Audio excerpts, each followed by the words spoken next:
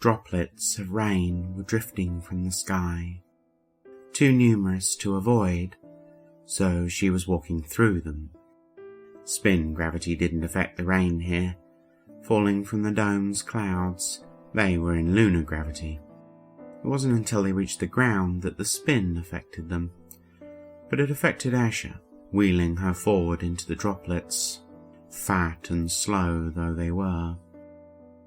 The rain was forecast to end in an hour, the tightly controlled regimen of weather for the maximum fertility of crops.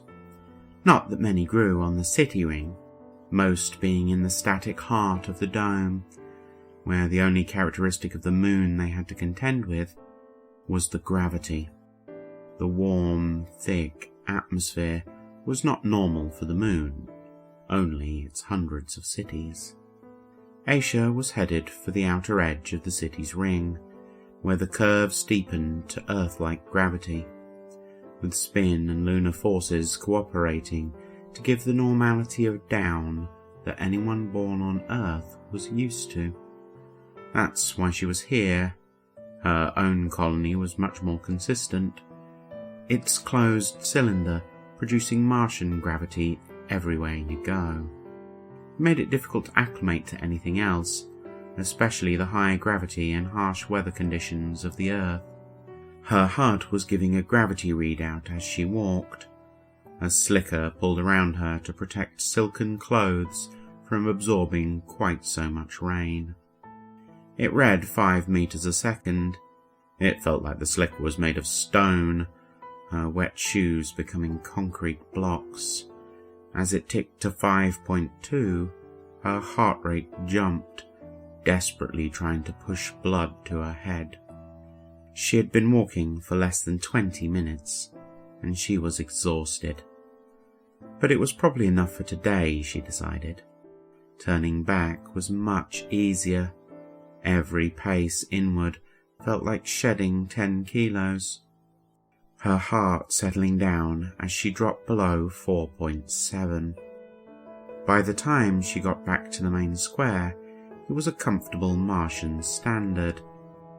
The hotel was in the busy city centre, so crowds were to be expected, but there was one she had not. A group of Orbis Kraken were in the square.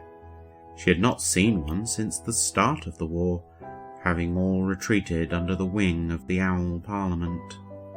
They were receiving quite a lot of looks and remarks, some quite cruel, but there were too many of them for a brawl to start.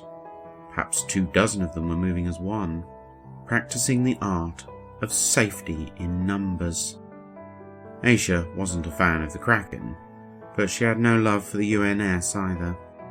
Both just as power-hungry and egotistical as the other. Asia would have ignored them, but they were between her and the hotel, moving toward her. As the gap closed, she moved to their left, intending to give them a wide berth.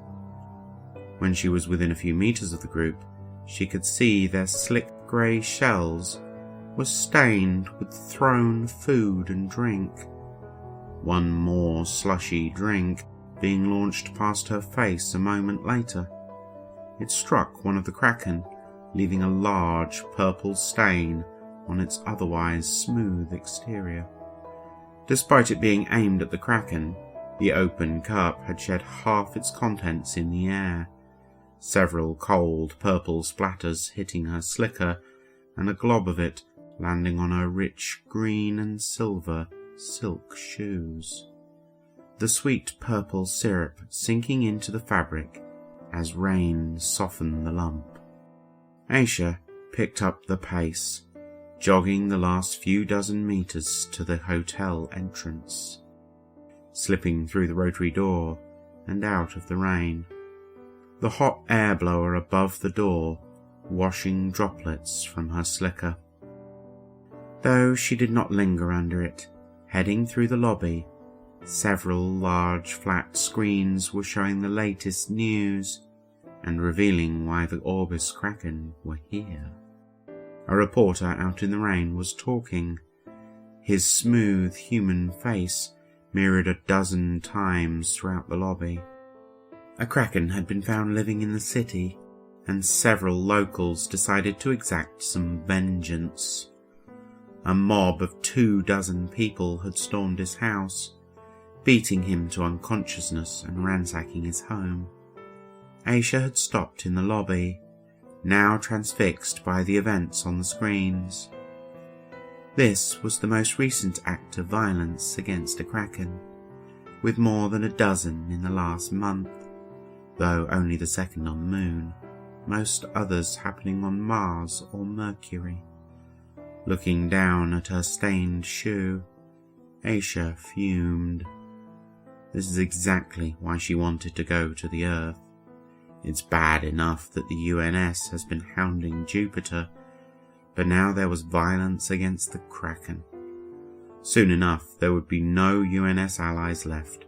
Even the Owl Parliament were talking about ceasing trade agreements. Her colony would be devastated by embargoes.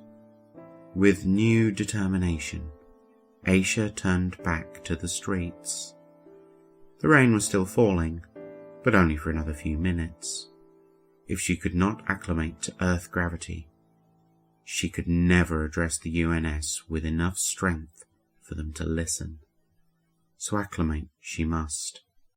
Turning back toward the outer city, she started her walk again.